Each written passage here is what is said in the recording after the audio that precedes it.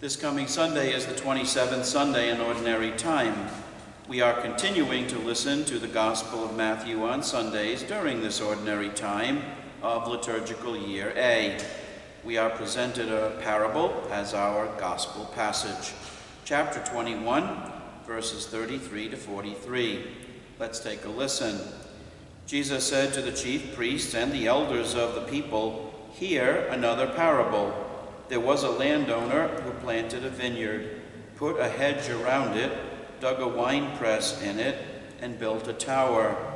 Then he leased it to tenants and went on a journey. When vintage time drew near, he sent his servants to the tenants to obtain his produce. But the tenants seized the servants, and one they beat, another they killed, and a third they stoned. Again he sent other servants, more numerous than the first ones, but they treated them in the same way. Finally, he sent his son to them, thinking, 'They will respect my son.' But when the tenants saw the son, they said to one another, 'This is the heir. Come, let us kill him and acquire his inheritance.' They seized him, threw him out of the vineyard, and killed him. What will the owner of the vineyard do to those tenants when he comes?" They answered him, "He will put those wretched men to a wretched death and lease his vineyard to other tenants who will give him the produce at the proper times." Jesus said to them, "Did you never read in the Scriptures, 'The stone that the builders rejected has become the cornerstone. By the Lord has this been done, and it is wonderful in our eyes. Therefore I say to you, the kingdom of God will be taken away from you and given to a people that will produce its fruit." The parable, a story with two levels of meaning, is about a landowner who leases his vineyard to tenants. He sends his servants to get what was rightfully his share, his rent, for the lease of the vineyard. The tenants treat the servants badly, beating, killing, and stoning the representatives of the landowner.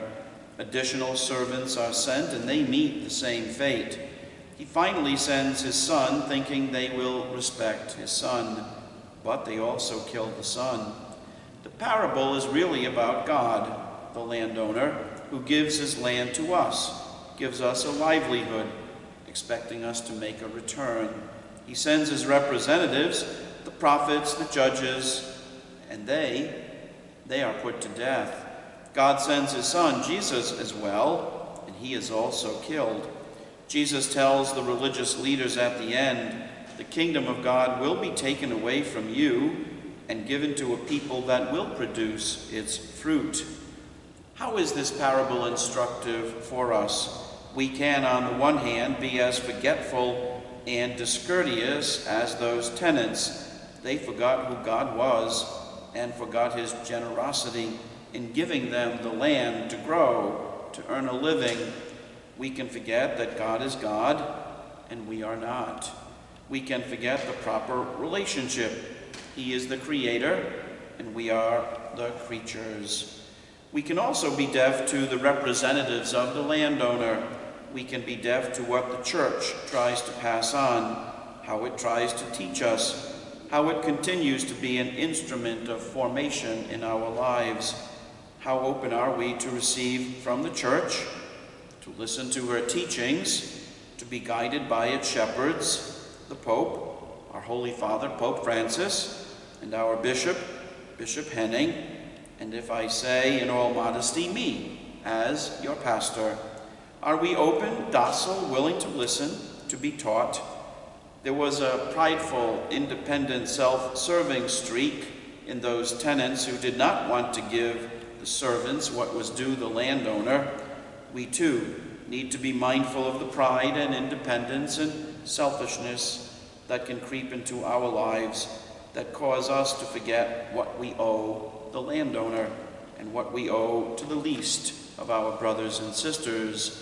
The parable in many ways is about mindfulness, remembering who we are and whose we are. So let the gospel fill your week. See you in church. for now